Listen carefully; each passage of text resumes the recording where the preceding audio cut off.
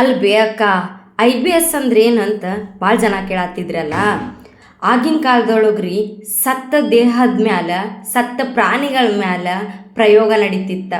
ಆ ಪ್ರಯೋಗಗಳು ಹೆಂಗಿರ್ತಿದ್ವು ಅಂತಂದ್ರೆ ಅದ್ರೊಳಗೆ ಮೈಕ್ರೋಬೈನ್ಸ್ ಅಂದ್ರೆ ಸಣ್ಣ ಸಣ್ಣ ಕೀಟಾಣುಗಳು ಕಾಣಲಂತಾದ ಮೈಕ್ರೋಬೈನ್ಸ್ಗಳು ಹುಟ್ಟುತ್ತಾ ಇತ್ತು.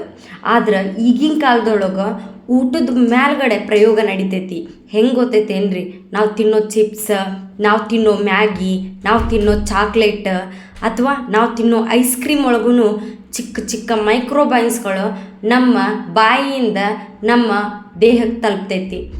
ನಮಗೇನಾದರೂ ಇಮ್ಯುನಿಟಿ ಪವರ್ ಅಂದ್ರೆ ದೇಹಕ್ಕೆ ತಾಕತ್ತಿತ್ತಂತಂದ್ರೆ ಹೊಲಸು ಮೈಕ್ರೋಬೈನ್ಸ್ಗಳನ್ನು ಹೊಡೆದು ಹಾಕ್ತೈತಿ.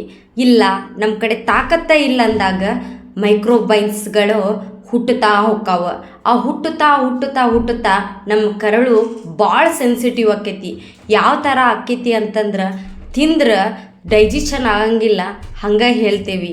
ಅದಕ್ಕೆ ನಾವು ಮಕ್ಕಳಿಗೆ ಮ್ಯಾಗಿ, ಬಿಸ್ಕೆಟ್ ಅಥವಾ ಮತ್ತೊಂದು ಇದನ್ನು ಏನಂತಂದ್ರೆ ಬರ್ಗರ್ ಇವುಗಳನ್ನ ಕೊಡಬೇಡ ಅಂತ ನಾ ಹೇಳಲ್ಲ. ಆದರೆ ಯಾವಾಗಲಾದರೂ ಒಮ್ಮೆ ಕೊಟ್ಟರೆ ನಮ್ಮ ಜೀವನ ಅವ್ರ ಜೀವನ ಚೆನ್ನಾಗಿರ್ತೈತಿ. ದಿನ ಅದನ್ನು ತಿನ್ನಾಕತ್ತೀವಿ ಅಂತಂದ್ರೆ ನಮ್ಮ ಜೀವನ ಮೈಕ್ರೋಬೈನ್ಸ್ಗಳಿಗೆ ತುತ್ತಾಕೈತಿ. ದಯವಿಟ್ಟು ಆದಷ್ಟು ಸ್ವೀಟ್ ತಿನ್ನಬೇಕು ಅಂದವರು IBS ಇರೋರು ದಯವಿಟ್ಟು ನಾನು ತೋರಿಸೋ ರೆಸಿಪಿನ ಯೂಸ್ ಮಾಡ್ಕೋಬೋದು. ಇದಕ್ಕೆ ಆಲ್ಮಂಡ್ ಬಟರ್ ಅಂತಾರೆ.